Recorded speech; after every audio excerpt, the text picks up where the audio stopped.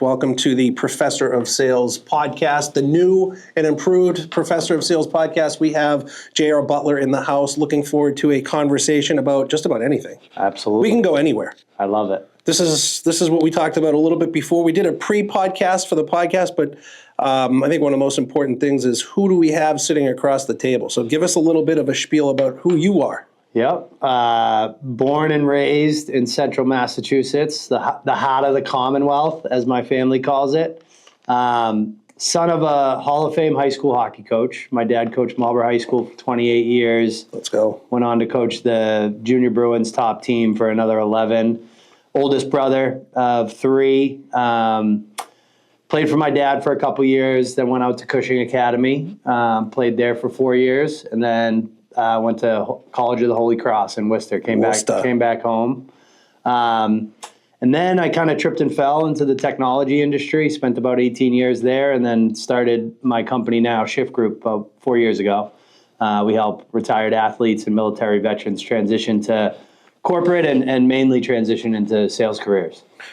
So what did growing up, give me some examples, what did hockey teach you? What did hockey not teach me, man? It's everything. It comes up, the lessons I learned in a hockey rink and in a locker room come up in parenting. They come up in being a spouse, and they come up 10 times a day in work. Everything that my whole foundation is built on, all of that, my resiliency, coachability, team first attitude, putting other people before yourself, just a growth mindset in general. And all the discipline, the work ethic, everything that's got me to where I am today comes from ice hockey. What would you say is the resiliency and all the leadership capabilities? What's the one main characteristic that you'd learned from your father? Watching him as a coach, seeing what he was able to do and how he was able to navigate. Give me a little bit of a window into what you learned from your dad. I think the number one lesson, I actually spent yesterday with my dad because I can't drive right now. He drove me up to Cushing. They invited me to speak at the senior breakfast before graduation, which was awesome. And actually the girl who's doing the graduation speech today graduated with me. She was a hockey player. Awesome. Played at Brown, and now she works in the NHL. One of the only females executives there. The number one lesson I learned, me and my dad talked about this yesterday, about what's the difference between kids and people today versus, back in the 80s and 90s. It was accountability, ownership. Your outcomes are up to you. Yeah. 100%. And then, of course, there's stuff you can't control, but it's you can't control it. You got to control everything you can, and you got to own your outcomes. Whether they're good or bad, it's on you. I think our parents' generation, though, they were wild. Imagine growing up in the 40s and 50s. Think about that. It was just a totally different time for them. Totally. My parents are the same way. I learned, my dad was tough. He was a pharmacist, so on his feet for 20 hours a day. He'd come home, he'd have a Schlitz beer and go right to bed. But I saw that as a young kid growing up. All right, that's what work ethic is. That's what hard work is. Yep. That's getting up, and we lived in Braintree. He went to Marshfield every single day. But it was a totally different era. It was. I mean, I grew up, my dad, my parents didn't go to college. My dad sold used auto parts, was his day job. And then he coached Marlborough High School, and then he reffed hockey.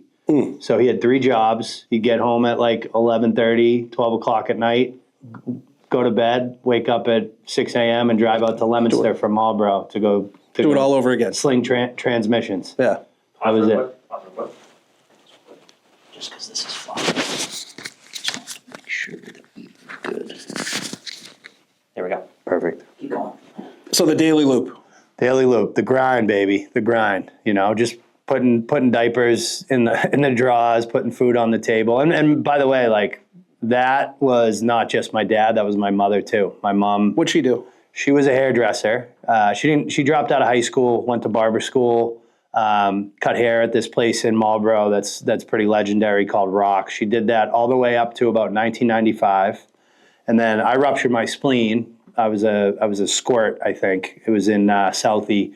We were playing against Brookline. It was a Sunday 6 a.m. game, the old Greater Boston League. And I went into the corner to get a puck, and the stick went up under my ribs, ruptured my spleen. I had to take an ambulance to Children's. I was in there for 6 weeks, and my mom spent the 6 weeks by my bedside studying for her real estate license. So she gets her real estate license in 96, kind of struggles for a few years. She's doing that and cutting hair. She stopped taking pictures at weddings.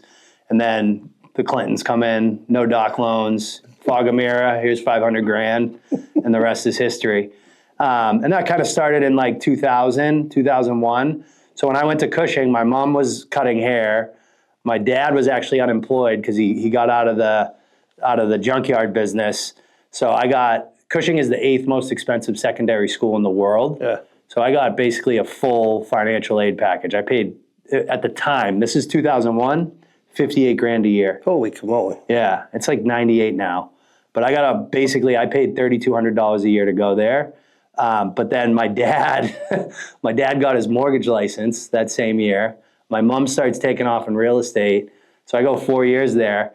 They dropped me off. My dad dropped me off in a pickup truck my freshman year, picked me up in an Escalade. So those 4 years, yeah, they were good. They were good years. Cost of education, nuts. Crazy. It has gotten extremely out of hand. I get 3 in private school right now, and it's wild. It's crazy. And you're still in, like elementary, middle, high school. Yeah.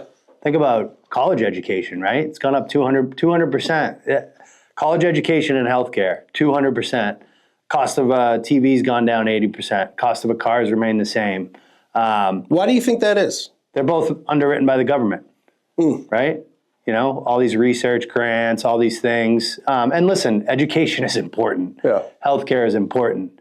And the government should fund it, but it can't lead to the individual costs being what they are. They got to fix that. I think education's important, but I think the experience is even more important. 100%. I mean, you're paying for, think about where we're sitting right now. I mean, you're paying for that experience for your kid to go away 100% and experience something for those 4 years. I don't know what it is. Yeah. I was a Northeastern guy, and I kind of look at, all right, what did I learn from Northeastern over those 4 years, being 17, 18 years old in the city. Yeah, 100%. Navigating all whatever that has to do. Yeah. I think that's where the college education is more of like, what's the experience? Exactly. Who do you meet? Yeah. Who do you interact with? How do you interact with people? Totally. People skills. Yeah, and listen, the classroom's important, especially with professors like you. But you learn more at Punter's Pub than you. That'll give you a little hard flutter, right? I just got a little bit of a hard. Love that place.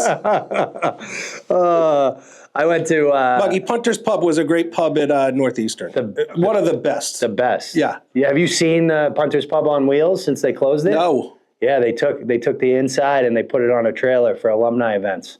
I need that. Yeah. We used to go when I was in high school because I played with Billy Ryan. His brother was Mike Ryan, who's a Northeastern legend, Hobie Baker finalist, like longtime NHL player. We used to go to Punter's Pub in our Cushing jackets when we were like 15 years old. That place was legendary. So disgusting, but it was so legendary. Disgusting. Chrissy, my wife, actually lived right across the street from Punter's Pub. Oh my God. And I didn't bartend. I worked the door at our house east, which was right around the corner from there. Yeah. I don't know what I did as a doorman, but we owned that place. It was awesome. But that to me is like, you navigate. Yes. That's what college is all about. You navigate those different circumstances. I worked the door, I'll never forget it, Whiskey's.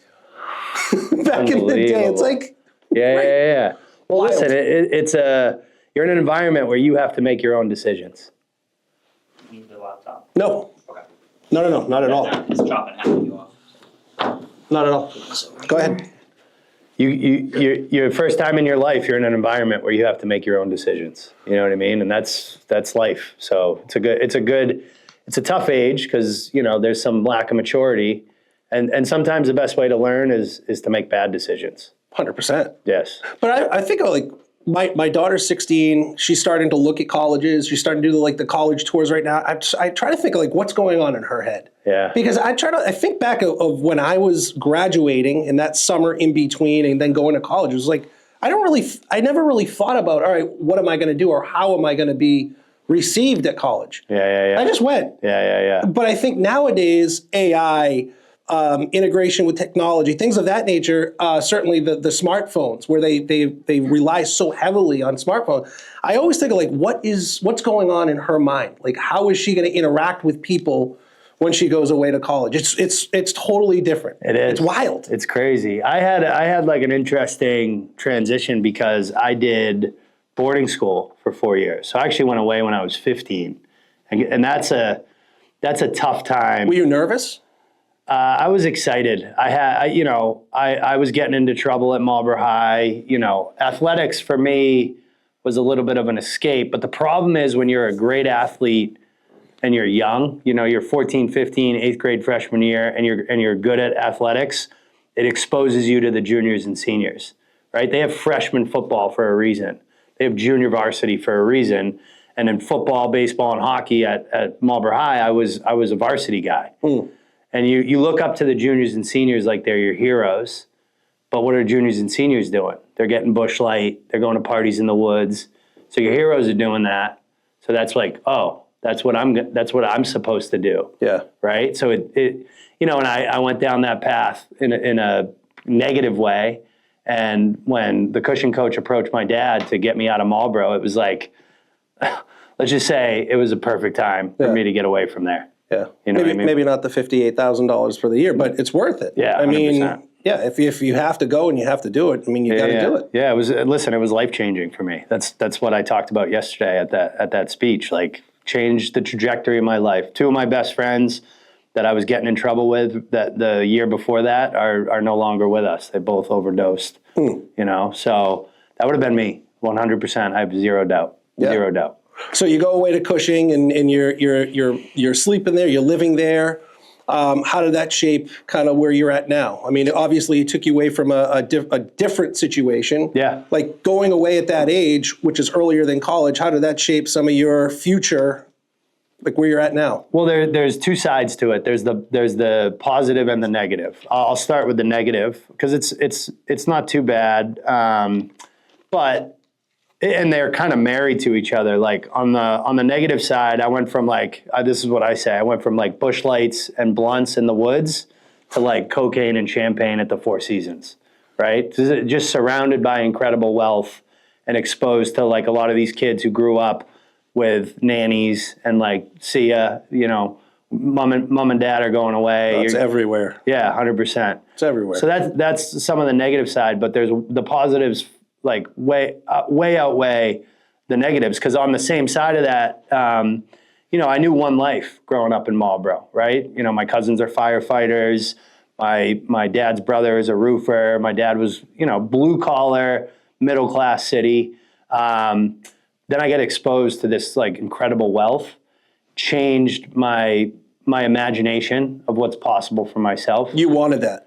Yeah, once I got there, it gave me this imagination and ambition for like what's possible that I never, even my brothers and I grew up in the same house. Like we completely see the world differently and the possibilities in the world. That's wild. Differently. I know. And then it's one brother's 2 years younger than me, the other's 6 years younger than me, and we talk about it all the time.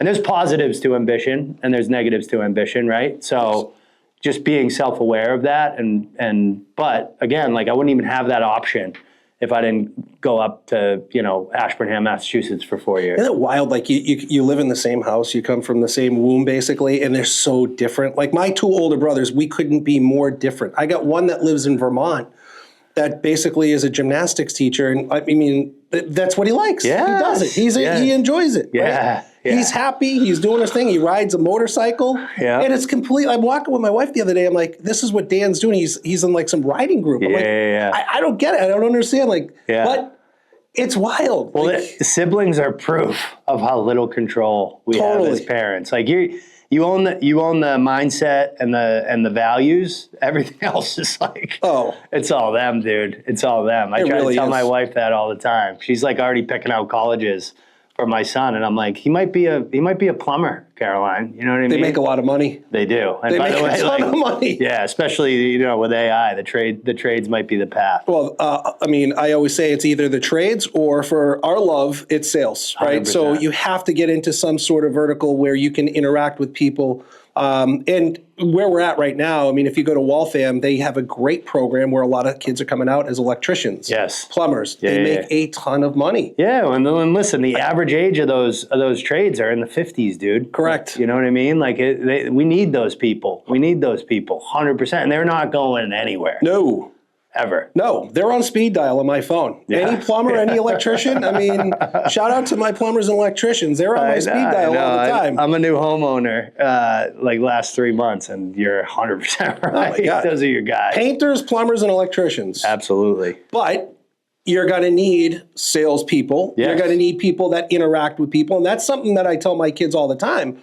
You know, from a best practice perspective, I'm more nervous about my daughter going away to college and interacting with people than anything. And that's never going to die. But I do think that I do think that the phones have done a disservice to our kids' generation, which is different than our fathers and our like different than ours. Dude. Exactly. I was in my 20s when the iPhone came out, right? So I'm like this kind of weird mix of like a little bit Gen Z in terms of like 20s, 30s, knowing how to use technology, understanding it, social media, all that stuff. MySpace is where it started.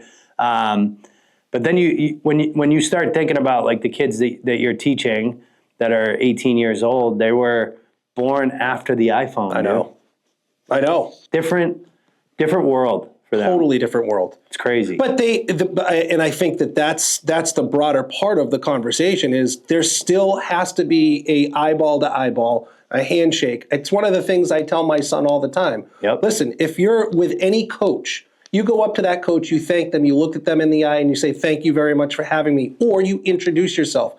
That's lost. Yes. And I always think like every semester that I teach here at Bentley University, I always remember the people that came up to me after that first night of class, shook my hand and said, hey, looking forward to the next 14 weeks because nobody does that anymore. Nope. Nobody owns the soft skills associated with interacting with people. Yeah. We're at a point now, Zev, I think that like those aren't going to be called soft skills anymore. Those are the skills, right? It's like IQ versus EQ.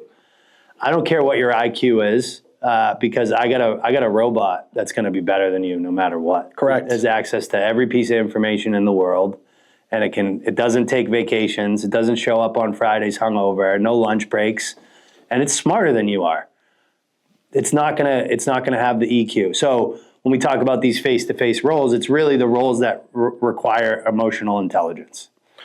Yes, but the problem with that is so many people lack it. Oh, well, especially this generation to the point about the phone, right? You don't need EQ for Snapchat and all these other things. No, but it's also like I think it can be fake. I mean, you can hide behind that phone. Totally. You can hide behind. I mean, I see it. I see my daughters every day doing TikToks, and they literally walk around like zombies in the same house. They've lost. Even families have lost that ability to interact at like a Sunday dinner table. Oh yeah. Right. So we try to bring it back. Obviously, schedules are crazy, but there has to be that sort of interaction with each other. Yes. Put the phones down. It's really hard to do. I can Really hard to imagine. do. My kids are a lot younger than yours, but it's something that I'm already thinking about for the next 10, 15 years. Yeah, but I mean, when your kids are older, it's probably going to be holographic people on a table. I mean, it's going to be like the Star Wars scene where 100%. It's wild. It's like scary. where it's got yes. It's scary as a parent. Yes. And it's hard as a parent to regulate it. It is. It's super difficult. Like, how do you say no to Snapchat where all the kids are on it and all the kids interact? You don't want them to be the weird kid either. You Correct. know what I mean? Like, he's Amish, she's Amish. Like, no. So you got to find that balance, and you're in it, dude. God bless you. It's hard. 16, 14, and 12. Yeah. Real quick, there's a massive ant behind you. You might want to step on it. Where? We're killing ants here. Yes, I You do. don't want to crawl up your ass. Thank you very much, Muggy, for that. Appreciate that. Anything happens on the Professor of Sales podcast. We kill ants. We do everything. Were you a weird kid growing up? No. I was a social animal from the jump, dude. Listen, I grew up in a high school hockey locker room. There are positives and negatives to that. That can be a little weird. I mean, there's some. For sure.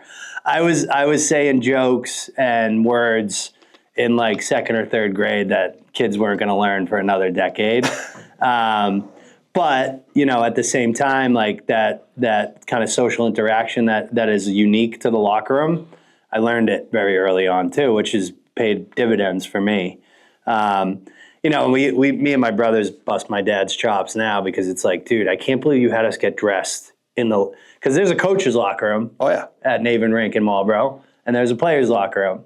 We absolutely should have been in the coach's locker room. Never once did I that was like off limits for us. It was right to the guys, you know, and they knew we were the coach's son, so they were somewhat respectful. Oh yeah. Not really though. Yeah, they wanted playing time. Let's face it. They wanted playing time. They knew how to butter you up a little bit. Yeah, they were nice to us, but they also didn't hold back like in the conversation in the locker room, right? Like they don't do this much anymore in high school hockey because whatever. But the helmets and gloves every Friday. The two guys fight in the middle. And they were doing it naked at Marlboro High. Oh, there we go. I mean, I don't think that they would get away. Maybe they do. I don't know. That would be wild. Holy camole. I think one of the best, I think 2 years ago, my son did a tournament down in Nashville. And Mike Bridges, shout out to Mike Bridges, a great coach. And he said, hey, listen, the locker room is a special space. Yeah, it really is. And it holds like this really, really special space, even for kids 10 years old and up. And I understand what you're saying. And he challenged me and he said, hey, listen, I understand that you have to tie your kid's skates, but he's got to learn on his own. And the reason why is not because to tie his skates, he's got to learn to navigate that locker room on his own. That's a great And he can't coach. have dad in there all the time. Nope. And so coming off that in Nashville, he went up to an overnight camp. And I pulled the coaches aside. I said, listen, if there's anything you teach him, at the end of this week, I want him to be able to tie his own skates because it's accountability. Yes, that's It's exactly what you talked about earlier. It has nothing to do with a parent tying the skates. Nope. It has to do with him being accountable in learning accountability at a very, very young age. Yeah, and listen, here's where it shows that this is really good timing on that comment. I got an email this week from one of our customers, this chief revenue officer at a tech company in Boston, fast growth. Guy has a great brand. He's ex-PTC, ex-EMC. And he sends me an email, and he's like, his son played lacrosse in college. And he's like, hey, JR, writes me an email about, asking me if I'll spend time with his son, if he can go through the program. And what I said back to him was like, I will, but don't send this email to anybody else. Like, your son's going to send this email. Yes. And he shouldn't be shy. Like, your name should be the subject line because of your brand and your connections. 100%. Like, use your assets, dude. But don't send the fucking email. Yeah. Let him send the fucking email. Let him get told no. Let him get the meeting with me. Because guess what? You're giving him resiliency if he gets ignored. Because he's going to get ignored a lot if he's going to be in this business. Yep.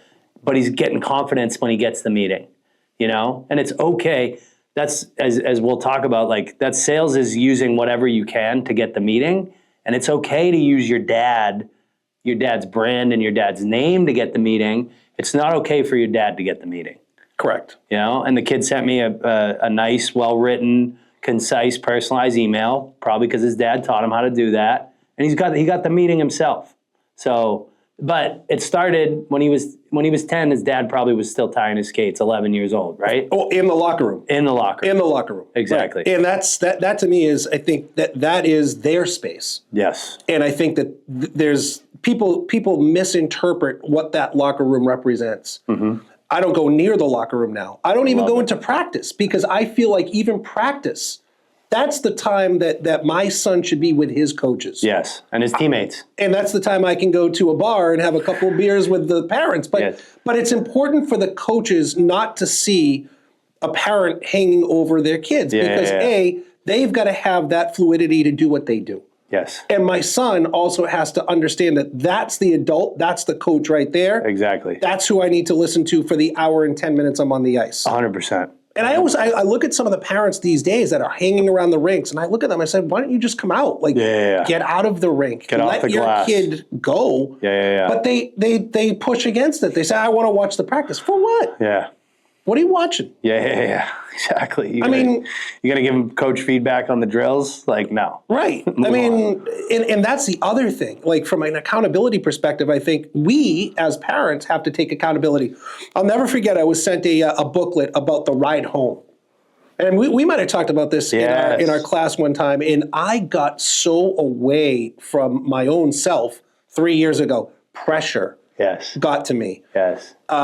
Expectations got to me. Yeah. And I would look at my 8-year-old, 9-year-old son in the car, and I would blow up on him, and I'd be like, oh my God, what just happened? Oh, yeah. And so I had to look at my own self from an accountability perspective and say, all right, how do I flip this? 100%. Yeah. And that is another key learning just from an adult perspective is that car ride home, they know when they fucked up. Yeah. They know when they had a bad game. Yes. They don't need dad driving back from Kingston saying, No. you sucked. No. That doesn't work. No, and listen, if they want to talk about it, they'll bring it up. If they want to listen to music, if they want to do something, that's okay. It's okay. Let them bring it up. I know. 100%. That's a pressure, though. That's youth sport. But I always looked at him like, I actually am glad that I had to go through that. Yeah. And nowadays, my son says to me, and my daughter, Olivia, she says the same thing. She's like, how come dad's not talking about the game? Yeah. And I just said, you know what? I want you to enjoy it. Yes. I can't do it. You've got to enjoy your game. And I can't put that pressure on you. Yeah. But the fact that they're asking is a great thing. That's a great sign. I'm again, earlier stage than you. My son's 3. He's already on the ice. But the second he's not having fun, we're gone. All right, let's go, Jack. Let's go back in. Let's play with toys. I know. Let's watch Super Mario, whatever. Like, I don't want him to associate any negative feelings with the games that I want him to love. Hockey, baseball, football, lacrosse, whatever it is.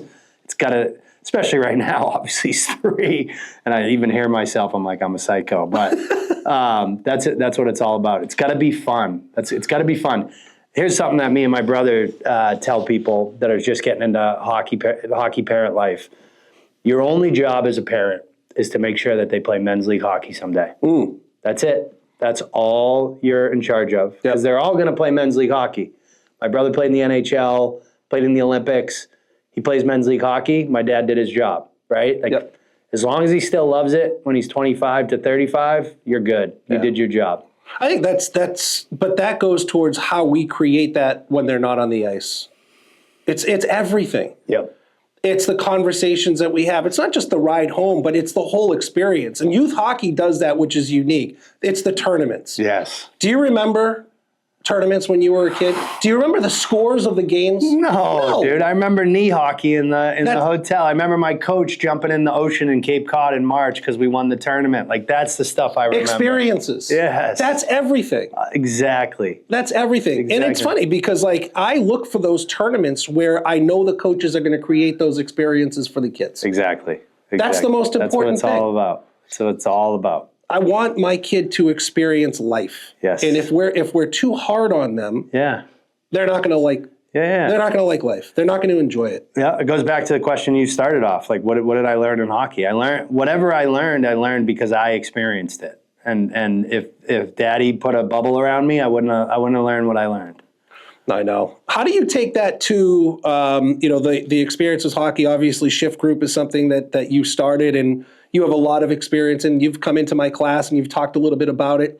Let's talk a little bit about shift group, but also from our previous conversation about, where you see that going, where it is now, where you see it going into the future. Yeah, I mean, listen, I think people get confused. Even ex-athletes and military veterans that hire from us, it's like they lean forward in their chairs the second we say we only work with athletes and veterans.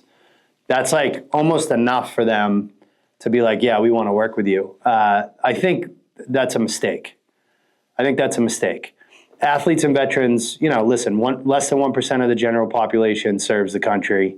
Less than 2.5% of the college population plays a sport at any level, right? You got 19 million college students in the United States, about 460 to 500,000 total athletes across every division. That is a wild statistic. It's a wild statistic.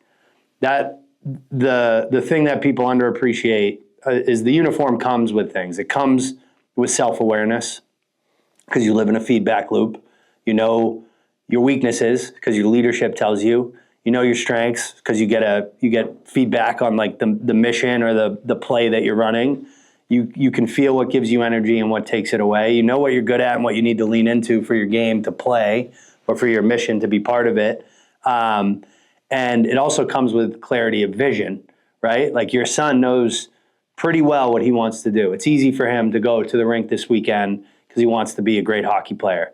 You know, for me, I wanted to play Division I hockey. I wanted to play professional hockey. That drove me from 7 years old to 23 years old. And the third kind of bucket I think of is there is a playbook, right? Millions of people have served in the military and gone up the ranks. Millions of people have played hockey and got to that level. If you just focus on athletes and veterans alone, you're missing a huge part of the equation, because the reason that they're less than 1% and less than 2.5% is because they have the clarity of self, clarity of vision, and the playbook. So when we think about Shift Group, yes, we focus on athletes and veterans because of the intangibles that they've developed. But if you don't do any work with a kid who just retired from the NHL or just got out of the Navy SEALs or the Green Berets, and you don't make them take a step back and rediscover the self, the vision, and you don't give them an environment where like, here's the playbook, because the playbook is much more confusing when you get to corporate America. It's less clear, right? So that's what I think the reason we've had the success we've had. They have to like reintegrate into society. They have to be elite again. Yeah. And what makes them elite isn't because they had a good jump shot, dude. It's all the work they did Habits, to get consistency. to get a great jump shot. It was the mindset stuff. And that's what I think, because Shift Group was early in this game in terms of like focusing on these two populations.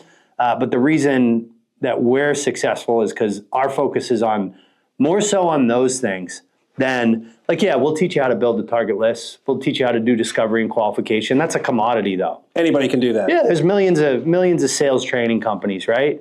You're not going to fucking pay attention and you're not going to do the work unless you are clear on your strengths and weaknesses, and that work aligns with what you want in your life. Yeah. What do you want your lifestyle to be? Where do you want to live? How do you want to spend your day to day? Unless you're bought in on that side, you're going to go through the motions on the commoditized sales training. You're not going to, you might learn it, but it's not going to be in your bones. I also think people miss that step. That's one of the most critical steps out there is, what are your goals? What are your dreams? People tend to take jobs, but that's a job. It's a job. Well, what do you want to do in 5 years? What do you want to do in 18 months? Where do you see yourself? And not many people write that down and hold themselves accountable towards getting to those goals. Well, yeah, and listen, it's uncomfortable. Like getting self-aware is uncomfortable because when you get self-aware, you're aware of your strengths, but you have to be aware of your weaknesses too, right? And when you talk about goals, you've got to own it a little bit, right? One of the biggest challenges we have in our business, especially with athletes, is they come out and they say, I want to work. I love hockey, dude. I love it. I love it. It's the best thing in the world. And, guys like me come out and they say, I want to work in hockey. And it's like, okay, well, here's some criteria you need to think about for your career. Earning potential, schedule flexibility, where you live, right? These types of things nobody considers, but they say, I want to work in sports. So what we make every single candidate that goes through our program, their second step after they do self-discovery is defining their criteria for their future. And the most common order we see, we have all this data, thousands and tens of thousands of data points. Everybody's first priority is earning potential. Of course. Everybody's second priority is flexibility, especially Gen Z, right? They want to work from their living room next to their bong. But the most common one for athletes is alignment to personal interests. And when you dig into that, you say, what do you mean by that? I want to work in basketball. Oh, you want to work in basketball? Well, do you want to work in basketball or do you want to make a lot of money and choose your schedule? Because guess what you don't get when you work in sports? You don't get earning potential. You don't get flexibility, right? Talk to anybody that has spent their career in athletics. The 20s and 30s they're not like, you're not driving a Bentley, dude. You're fucking hustling. You're working for peanuts because they know they can do that. Right. The Celtics ticket sales base salary is half. Zev, it's half of these like cybersecurity companies we work with. It's half. And they get thousands of applications because some kid wants to tell their friends they work for the Celtics. Of course. Oh, yeah. And by the way, they should do that. As a business, you should do that. But as an individual, you're making a decision and you wonder why you get burnt out in 2 years. It's because, dude, you're not aligning that company, that role, that career path, or that industry with what actually matters to you. I know. Well, you had mentioned it earlier. I always try to get the kids that are finance majors or economics majors to think about sales in a different way. Yeah. Right. And so I think that there's synergy there. Is if you're in business, you're in sales. Yeah. That's it. I don't care if you're a finance major, economics major, and they always sit in my class and they're always in the back row. And towards the end of the semester, they might eke up a row or might eke up another row because they start to see, holy shit, you know what? You are right. Yep. Like I need to know, even if I'm in finance and I'm going to go work for Fidelity, Yeah. I have to be able to sit across the table from somebody and look them in the eye and talk to them. Yep. Interact with them. Same thing from a management major perspective. Athletes are the same way. They have to have like these skills that we need to give them in order to interact with people. I love those students that come in here. I love them because my goal after 14 weeks, Mikey knows this, is to convert them into some sort of sales people. Yes. Or give them a lens to say, sales is an option. Yes. Yeah. It's a viable option. 100%. Well, this is one of the reasons I love you, Zev, and I love that someone like you is in charge of changing the hearts and minds of the next generation. Whether we want to admit it or not, sales in general has done a terrible PR job. Terrible. Horrible. There is almost nobody that's young that you say sales to and doesn't immediately think of like I did in your class. Well, what about the clip? Yes. You commented on the most recent clip of the Toronto Maple Leafs. Yes. Right? The question that was asked was talking about sales and in a negative way. Yes. And I listened to that. I was like, oh my God, like it's still there. Yeah. Oh, dude, it is. I mean, listen, it's gonna be there. We're talking about 100 years of like belief that sales is high pressure tactics, lying, transactional. I got to do whatever I can to convince this person to buy. You don't convince people to buy. That's not the right way to think about it. I had a conversation with somebody the other day, and they're forming this website, and they're trying to get people to move to a certain place, right? Great place. And she said to me, my job is to manipulate folks in order to get them to sign up. And I said, wait, hold on a second. Manipulate. You got to take that word out. That's not what you do. You educate. Yes. And you're teaching them about why they should move and uproot their life to move to this area in particular. But again, to your point, it's like we're not manipulating. No. We're helping educate. We're solving problems. And I had to reframe her from even thinking like that. And she's a salesperson for this company. Wow. Which is wild to me. Yeah, it is wild. It's it's making, ultimately, sales is changing the way people think, right? It's asking thoughtful questions that make somebody go, oh, I hadn't thought about it that way, right? Like that's the secret sauce. It's not the pitch. The pitch that's not selling. No, that's pitching. It's very different. it is. It really is. One of my mentors, Jack Falvey, always said, questions make the sale. Yes. It really is. And it's one of the most important, not just make a sale, but even in a conversation. Like asking questions, like what are you interested in? Yes. Tell me a little bit about your life in hockey. How did that have parallels with what you're doing now? Yeah. You had mentioned a word earlier. It's this healthy curiosity about people in general and 100%. Curiosity about like what they're interested are. And when you do that and start shifting the conversation to be about them, not about your product, you start to see different results. Yeah. It's my first boss used to say, JR, you have 2 ears and 1 mouth. Act accordingly. Yeah. Right? Like that is, people. Why do you think but why do you think in this day and age people can't do that? Because, dude, it's every. I don't get it. I literally just thought of this, Zev. We just talked about the phone and social media and what has that done to people's mindset. you're in the business now as a teenager and in your 20s of being interesting. How do I get a like? How do I get attention? You're interesting. So, and that is true in social media. Like that is how you get attention, right? You're interesting. So you think that's what people like. Right. But be interested, not interesting. That's the secret. And they're trained now for 15 years to be interesting, right? So now that natural like curiosity, that interest in other people has kind of gone away a little bit. And they're training their brains the wrong way. I think, and literally, dude, I just thought of that. Like that's kind of like one of the core issues that we're running into. Well, it goes beyond that too. I mean, it's common sense. Exactly. I mean, how many of these kids lack common sense, lack the ability to read a room, body language? Oh, yeah. I mean, I watch it every single day. I'm like, Yeah. well, how are you sitting like that across the table from like just normal things that we take for granted because we've been in the game for so long? It's just common sense. Yeah, I don't know if How we to can, treat people. It's wild. I don't know if we can call it common anymore, dude. Just sense. Yeah. They lack sense. That's a good point. I'll have to change that but it's true. It's like, Yes. I don't get it. Oh man, it's crazy. It's crazy. And it's like, people always comment on me. I'm a likable dude, like, and I'm aware of it. And the reason I'm likable is because I like people. You have to. They actually did a study about this in like 10 high schools across the United States, trying to figure out like why the popular kids were the popular kids. And it wasn't because they were the captain of the football team or what you would kind of like most followers on TikTok or any of that. The reason the most popular kids were the most popular kids was because they liked the most people. Chameleons. Yes.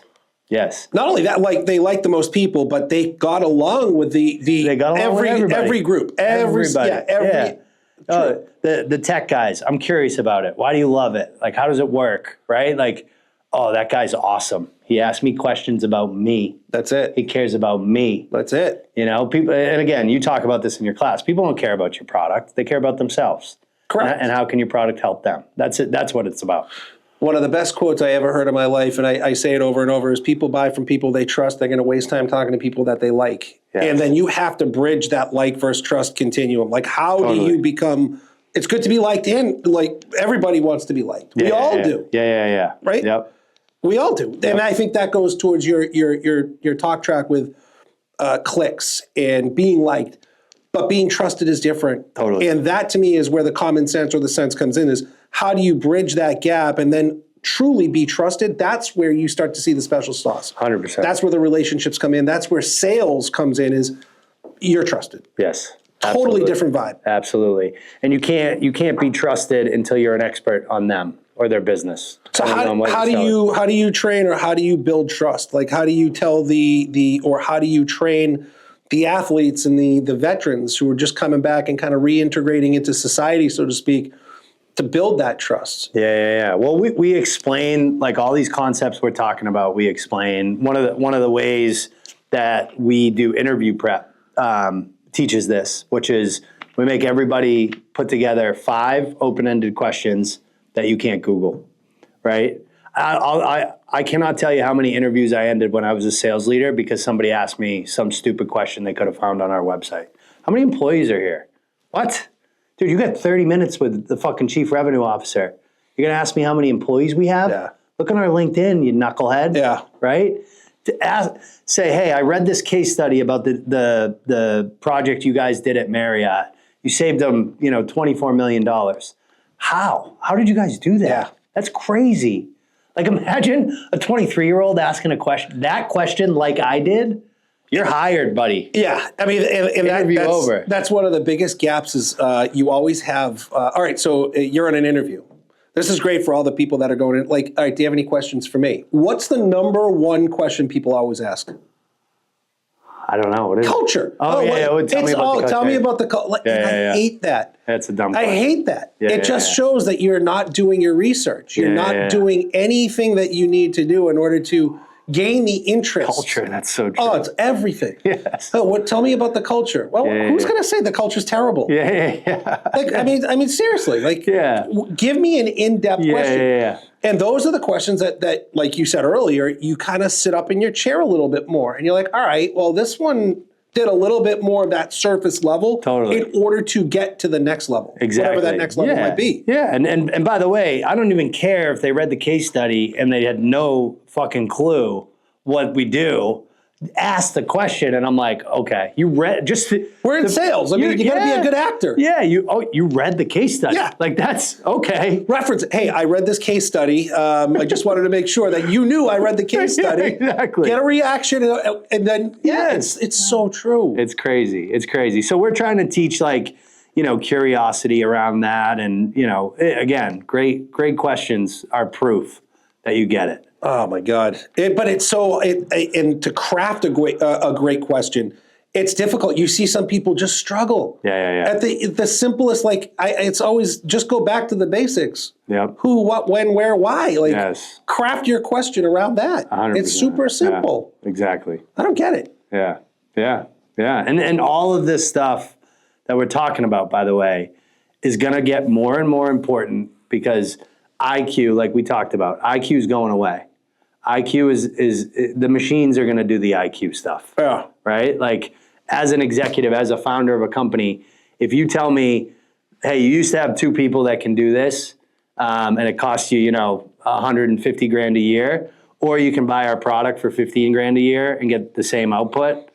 I'm $15,000. I'm doing that one. Yeah. Right? Like if it's done between a chair and a computer screen, and the EQ isn't required, give me the robots, guys. Give me the robots, all of them. So you're doing a panel on Wednesday, and I think part of that panel in the discussion is based around AI and integrating AI into not just sales, but most importantly, business going forward. Yeah. How do you leverage AI in what you do, and then how do you see AI integrating not just from a business perspective, but overall, going forward? I mean, we're at the beginning stages of it. We are, and it's changing and it's getting better so fast. People don't appreciate it unless they use it. The second you use it, you're like, holy shit, this is crazy. And the panel is about the redefinition of sales, but to your point, it isn't just sales; it's the redefinition of every job in an organization. And the things that we're going to be talking about is so I just learned, we built a training about how to use Claude, and Claude has this thing called skills where you basically teach the robot like a repetitive task that you do. And I'm, again, I was 22, 23 when the iPhone came out, tech, my wife helps me a lot with my technology, but I'm leading in now because I'm like, I gotta learn this because it's coming. And it took me 20 minutes, Zev. I spend probably about 2 to 4 hours a week. We have this technology that joins our Zoom calls called Fathom, records the calls. Everybody that's been on a Zoom has seen those machines on the Zoom, and it sends me notes. And then I copy those notes, and I put them on HubSpot, and I read the notes, and I write a follow-up email. Oh, yeah. Right? Okay, by the way, and I say this to everybody, if I had this shit when I was 24 years old, no offense, Zev, I wouldn't be here. I'd be sitting on the beach in St. Barts. Oh, 100%. You know what I'm saying? Yep. But I because I've been learning Claude and how it works, I built a skill in 15 minutes, and now I don't do that once. I just got half a day back in my week. Yeah. So there's the efficiency and the productivity side. That's one side. But I think the difference between the people that are going to get the most out of this, I call it the Iron Man suit, right? Like I want to know how to wear it. I don't want to be Tony Stark at the beginning when he first puts it on and knocks over the coffees, right? I want to be Tony Stark at the end when he can do anything in that suit. But it's also about what doesn't change, right? Like what stays the same, and it's the EQ, it's the critical thinking. Like when I think about it, the way that your kids and my kids are going to be judged is on the strength of their ideas, their ability to communicate and critically think, and their critically think and then communicate. Well, I think communicate is one of the most important. I think the AI allows you to be more productive. Totally. But then you have to communicate what that AI is spitting out. Exactly. So if you can't communicate that to whomever, yes, it can make you look really smart, but it can also do the opposite. Exactly. And the Iron Man suit is really about learning how to communicate on the other side of it. Right. Like what is the input that I want to get to get the right thing out. And then when I get the right thing out, how do I motivate and influence the other person to act on that information? Right. That's the future. It's wild, like where we've gone. It really is wild. Like I leverage AI almost every day. Oh, every day. Every single day. 100%. What questions can I ask JR Butler in order to make me sound intelligent, right? Yes. So I put it in AI. I didn't use any of them. Yeah. But at the end of the day, you can use AI for anything. And I think for me, how do I leverage that from a sales perspective, especially here, is you have to get used to utilizing it. Yes. The best, so years ago, when the internet came out, you got to think mid-90s, right? So mid-90s, the internet came out. Nobody knew what the power of the internet was. Nope. Muggy was just born back then, but nobody knew how to harness that power.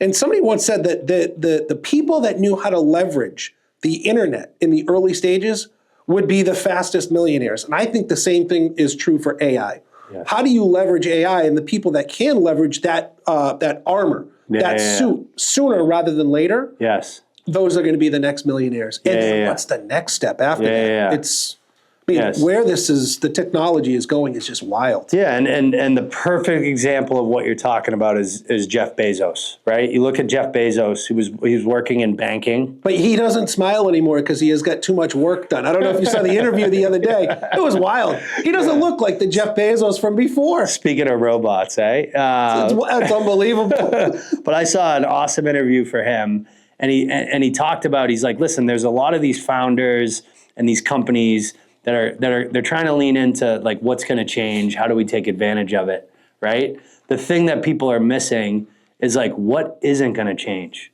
right? And how do I leverage this new technology to deliver that? And the example he uses, he goes, listen, in 25 years we have no idea what the world's going to look like, but there's a couple guarantees.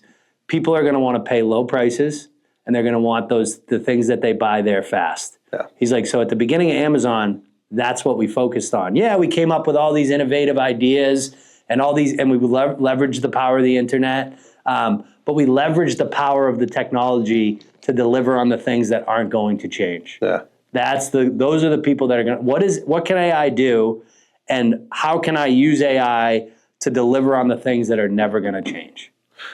Well, he's done a masterful job, because if you type anything into Amazon, all of a sudden it comes up on your phone 1,000 times. Yeah. And then you feel like, all right, I got to buy it. Oh, yeah. Forget about it. I got to buy it. I have to. It's wild. Yeah, they can like sense you. I know. And then Apple Pay makes it so I literally bought something last night.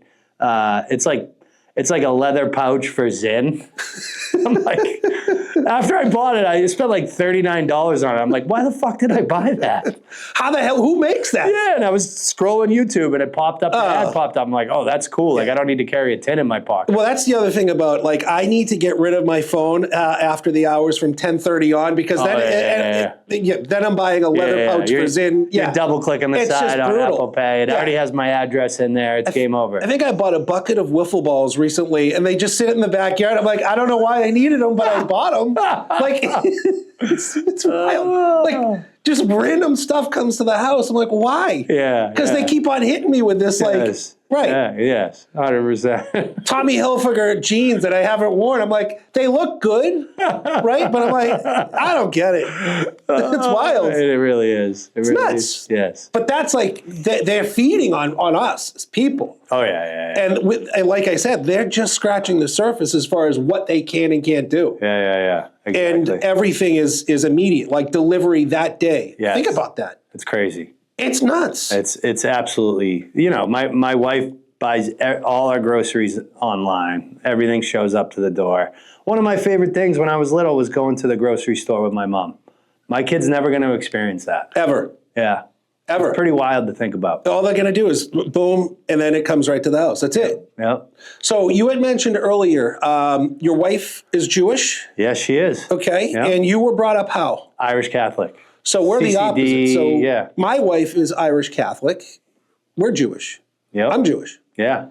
How are you guys raising the kids, and how does that impact you? Yeah, the only Catholic holiday that we celebrate is Christmas. So what's interesting about my wife is her dad was Jewish. Her dad's family's a big Jewish family. Her mom was actually raised Irish Catholic. So she's a Sullivan, one of 7 from Dorchester. Got you. Okay. So but she converted because my father-in-law's family was very Jewish. So she had to convert because, the rules are the rules. And so what I find very interesting, because of where I grew up in the Worcester area, not a lot of Jewish people there. I actually didn't meet the first Jewish person until I was 16 when I went to Cushing. You are the second person that said that to me in the last week. Yeah. Not Cushing, but my buddy said he didn't meet his first Jewish friend until he came to this institution at Bentley University. I believe it. Kid grew up in Watertown. Yeah. I'm like, really? And I told him, I said, you've got to be, you're a little bit, you need to learn a little bit. Yes. And to the point about learning, we got married under a huppah. Yeah. We signed a ketubah. Oh, yeah. Actually the rabbi that married us wrote the book, Judaism for Dummies. He is the author. Really? Yeah. Yes. That's wild. Yeah. And he gave it to me before the wedding, and it still has the plastic wrap around it. And my wife gave me shit about it, but she's like, what the hell? And my son was already 1 when we got married. And I told her, I'm like, well, Jack's going to go to Hebrew school, right? She's like, yeah. I'm like, I would rather learn from Jack than from a book. And she's like, why? I'm like, because imagine, Caroline, because it gets the way my wife's family works is Hebrew school is pretty serious. So he's going to be coming home 3 times a week when he's in his early teens from learning. And what happens if he gets home and dad leans in and he's like, hey, tell me about it. Like, I want to learn about it. He's going to end up loving it. Yeah. Right. And from my perspective, we did grow. I went to CCD, I did everything, First Communion, all that stuff, confirmation. And my faith is very important to me. It's gotten much more important in the last 6 months, 12 months when we lost my mom. But I just want them to have faith. Like, I want that religion to be part of their life. Well, like, define faith, because people define that differently. Oh, totally. For me, faith is that, like, there's something beyond here. There's something bigger than us. That's all it means to me, right? Like, and it's important for me to believe that now that my mom isn't with us. Yeah. You know what I mean? I have to believe that. I have to believe that she's with my grandfather, and they're looking down. They're proud of me. They're gonna watch the kids grow up, all that stuff. Oh yeah. You want to know something that's wild? So my dad passed away in 2011, and I was with him the day before he passed away. And you read, like, there's some books out there, like 15 Minutes in Heaven, and there's some other books that you can read about the other side. Yeah. Right? I'm with you. I agree with you. I think that there's something there. The reason why is because as I was sitting there talking to my dad, he was seeing people that he hadn't seen in years. And it was so vivid to him that he was, like, they were sitting on the bed with him. And I said, Dad, there's nobody here. It's just us. He's like, no, they're on the bed. They're right here. And he was hearing this knocking. It was wild. Was he in hospice? He was not in hospice. He was at Brigham and Women's. Yeah. He was in the hospital room. He had just got extubated. So he was up on the floor and he was recovering and whatnot. Yeah. And I'll never forget it. It was just, he just said, there's people that are here. I see my dad. I see this one. And I was like, wow, there's something there. There's got to be. There has to be. Because now you read and people say the same thing. Like, they start to see everybody and it's real vivid. Like, real vivid. Yeah. And so I'm with you. Yeah. I after that, and after seeing what my dad went through when he passed away, I'm more of a believer that there's something on the opposite side, that something happens. I don't know what it is. I totally agree. On the Jewish Catholic thing, one thing that I do want to call out that I think is very funny is, like, listen, stereotypes are a negative thing without a doubt. But when you look at my family, Irish Catholic, me and my brothers are all sober. Right? Like, my dad used to tell us when we were little, hey, if you don't go to the doctor, nothing's wrong with you, right? Like, in order for me to change a habit, I need to almost die. Like, I got sober because I almost died. Right now I'm in a really good rhythm of fitness and nutrition and sleeping because I had a seizure 2 months ago, and my doctor was like, "Hey, if you don't have a routine and focus on these things, you're going to have breakthrough seizures and you can die when you have a seizure." So I literally changed all my habits. So like stubbornness, 100% got it. One of the best parts, and you had mentioned it, is I love Christmas. Yeah. I had to learn to love Christmas. And Really? yes, I did. And that was one of the, again, from accountability, circle it all the way back to a couple hours ago. Like I bucked it for the longest time when we were first married. And I didn't want a tree. I didn't want to, I just felt like that's how I was raised. I was raised like, hey, Christmas is this, and we're going to do the menorah. And okay. But when you break everything down, and you said faith earlier, and it's such an important word. What Christmas represents, yes, you can take it to the extreme and you can say it's Christ and it's his birth. You could say that. Yeah. But there's only so many opportunities when your kids get older where you're under one roof together. Exactly. That to me is what Christmas represents. It's family. It's getting everybody together under one roof. And if you think about it, the older your kids get, the less and less that happens every year. Yeah. And then you start to think, all right, well, the times I'm going to be with my kids starts to shrink even more. Yeah. And Christmas is always going to be one of them. Always. Yes. Always. And so now I embrace it. Yeah. We have a great tree. We typically go down to Florida to my in-laws, and they have but it's that experience that we talk about. Absolutely. And for me, it would have been selfish to say, hey, listen, we can't do Christmas. Yeah. We can't do this. Yep. It's not, and it has, there's religious connotations, but I look at it, it's family. Exactly. I totally agree. I hadn't even thought about it that way. By the way, Christmas is there forever unless you have sons, I've heard. Like, that's when the wife's family starts taking them. Oh, really? Oh, yeah. Ooh. Yeah, and my dad had 3 boys, so, like, especially with my mom gone, like, we're making a huge effort to, like, spend more time with my dad. My parents were married for 45 years. God bless them. But definitely, your daughter's always gonna be there to take care of you and show up. Your sons tend to go more with the wives. Yeah. I hope mine doesn't. Yeah. I hope I can retain them. Absolutely. I hope I can retain them. I mean, it is. It's like, I love spending time with them. Mm-hmm. And again, we take that for granted. And it goes so fast. We hear it all the time. People always say, like, life goes so fast. It's so true.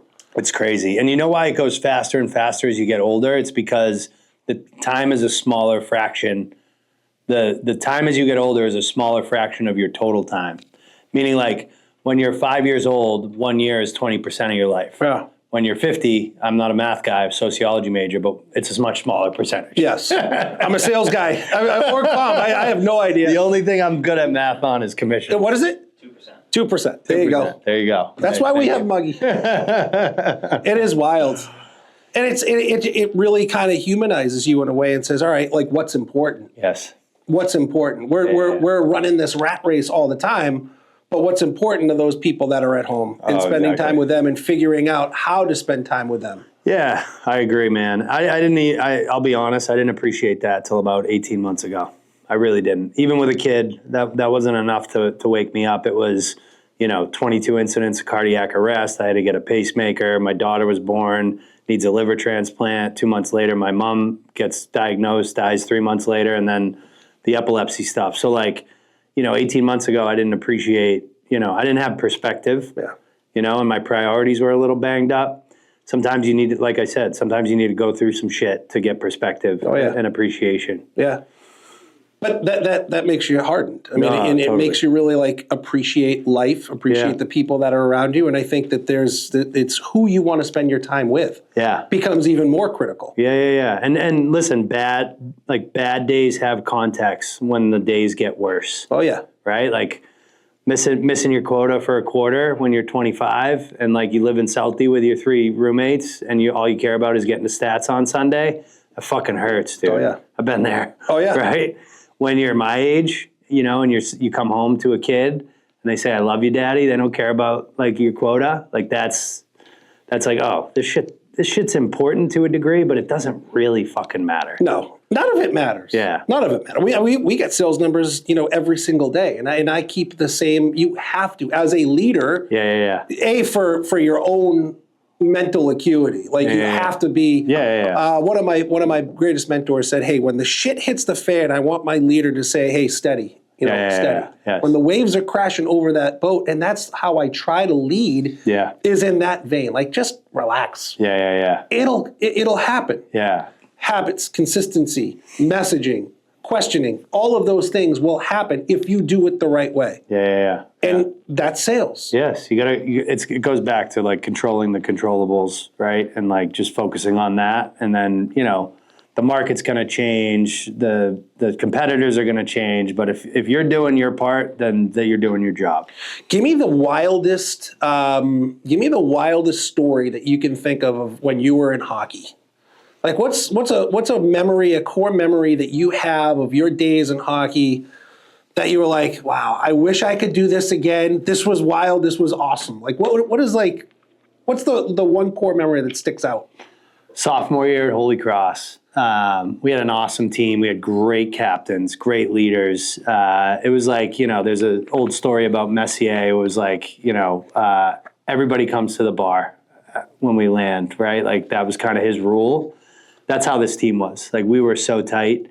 And we had a great season. A lot because of that, right? Like we had low turnover after my freshman year, but these leaders were really, really close, and they kept the team really, really close. So we're in Atlantic Hockey, same conferences as Bentley.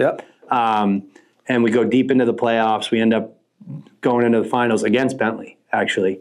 We end up winning 4-2. And in hockey, if you win your it's just like basketball. If you win your conference, you're in the bracket.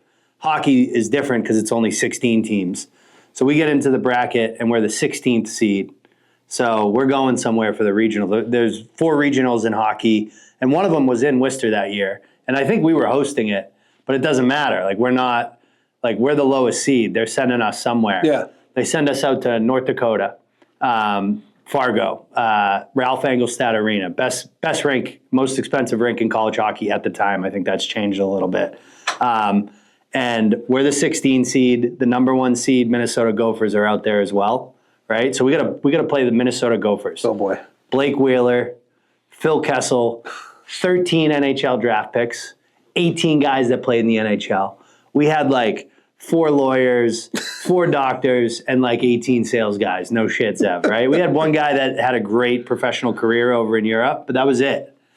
We beat him 4-3 in overtime. Google the biggest upset in college hockey. 20 years ago, it's 2006. Still the biggest upset in college hockey. And the coolest part for me as a hockey fan in general is it changed the landscape of college hockey. Because if you think about it, after that game, Yale won a national championship. So they were the 1 seed. They were the 1 seed. We beat them. We beat them 4-3 in overtime. It changed the landscape of college hockey, because the way college hockey works is like the 17, 18-year-old blue chip is going to go to North Dakota, BU, BC, like those kids are going to go to those programs. That's never going to change, even with NIL, because those programs are funded, all that stuff. What teams started to realize is like, oh, and this might change because they're going to change the age rules, but in hockey, it's always been older guys, right? It changed the landscape because teams like Union that won a national championship 5 years after that game, they realized like, oh, we can get the 21-year-old Western Canadian kid. Like we can go out to Saskatchewan. We can get those are men too. Yeah, they're men. Men. And by the way, who do you want in a game, a 3-3 game going into overtime? You want the 18-year-old blue chip, or you want, like our captain was a 24-year-old from Western Ontario? Yeah. Who's gonna make the play? Who's gonna bear down? That's why we won. And it completely changed the landscape of college hockey. And the reason it's the craziest is obviously just the context of all that. But that was the best spring I ever had in my life. It was the best. How good was Phil Kessel? He was so good, dude. He was so good. And Blake Wheeler was big guy, right? Unbelievable. Yeah. Well, he's not tall, but he's thick. Yeah. Blake Wheeler's a big guy. Blake Wheeler's a big guy. Yeah, Blake Wheeler's a big guy. And what's really cool about that story, me and my teammates from my class, there's like 9 of us, we do an annual trip every single year. We have since we graduated. And we pick the next trip out of a hat. So last year, we picked the Frozen Four out of a hat, and it was in Vegas this year. Yeah. So we all flew out there, And we find out a couple weeks before that North Dakota's in it. So I told the guys, I'm like, hey, games are Thursday and Saturday night. I'm like, make sure you wear Holy Cross shit to the games on Thursday because North Dakota's in it. And what you got to realize is when we came out to Ralph Engelstad Arena, we were the 4 o'clock game. North Dakota was playing Michigan in the 7 o'clock game. You think like the 4 o'clock, it's two away teams. The rink's gonna be light, and then they're gonna come in for the 7 o'clock game. We walk out, the rink is packed. Because what I didn't appreciate is North Dakota hates Minnesota. That's their biggest rival. We walk out and the whole fucking rink is purple. Our bookstore sold out to North Dakota shipments the week before the game. And because that's how much they hate Minnesota. We went to this game in Vegas on Thursday night. Like, this is like a month and a half ago. My buddies did not pay for a beer the whole entire weekend. Oh, I love it. Like, they remember. And we find out at Ralph Engelstad, they still sell Holy Cross t-shirts 20 years later. And anytime Minnesota comes to town, the North Dakota They're fans, all purple. They're all purple. That's wild. Just fucking with them, dude. That's wild. It's awesome. How was the locker room after that game? Oh, my God. It was unbelievable. We knew we still had to play Saturday night. We still had to play North Dakota, but, we did it. We did it. It was a good game, too. The next game was like 4-2, I think we lost.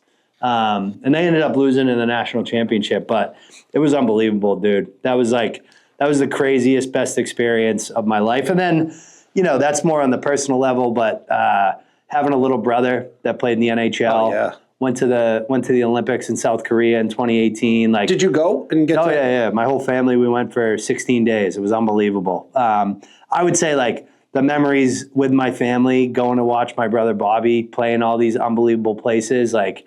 Yeah, that is probably something I appreciate much more than my own experiences in hockey. How was Korea? Take a quick. No, you're good. Take a quick break.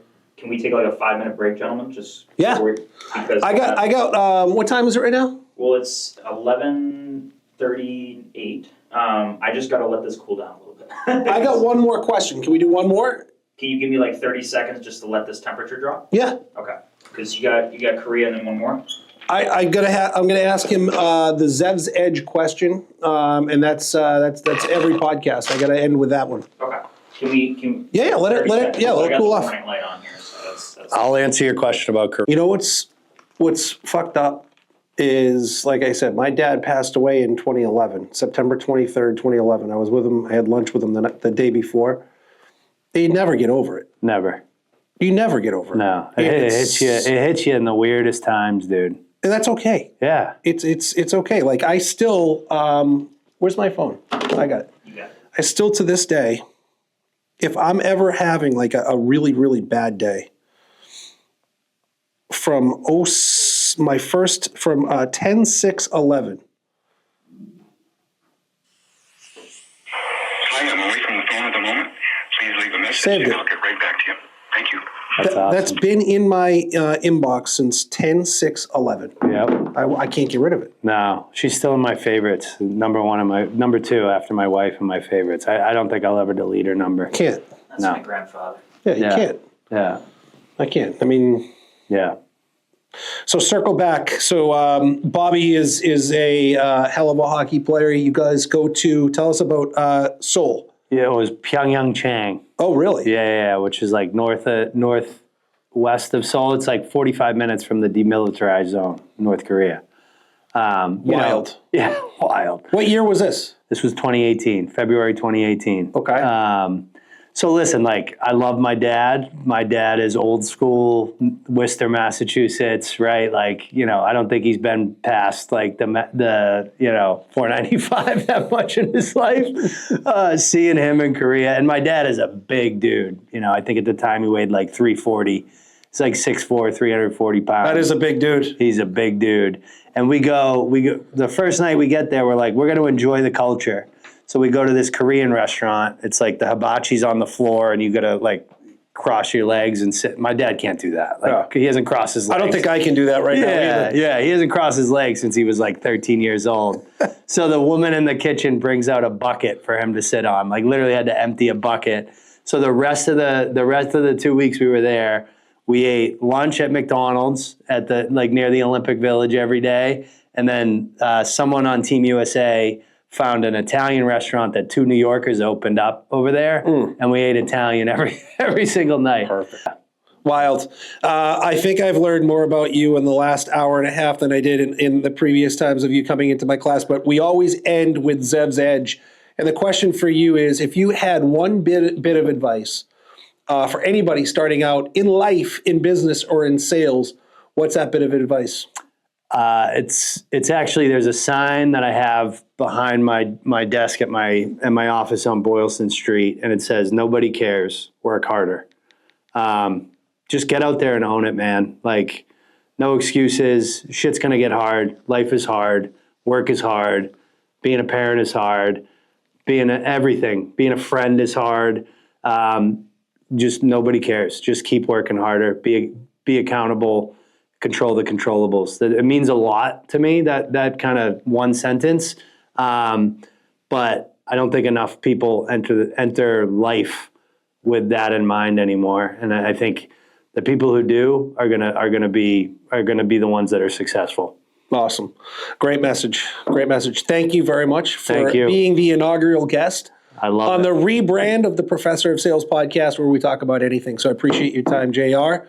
And Muggy, thank you very much for being third man in the ring and being here. Yes, sir. Thank you for having me. Thank you, Muggy.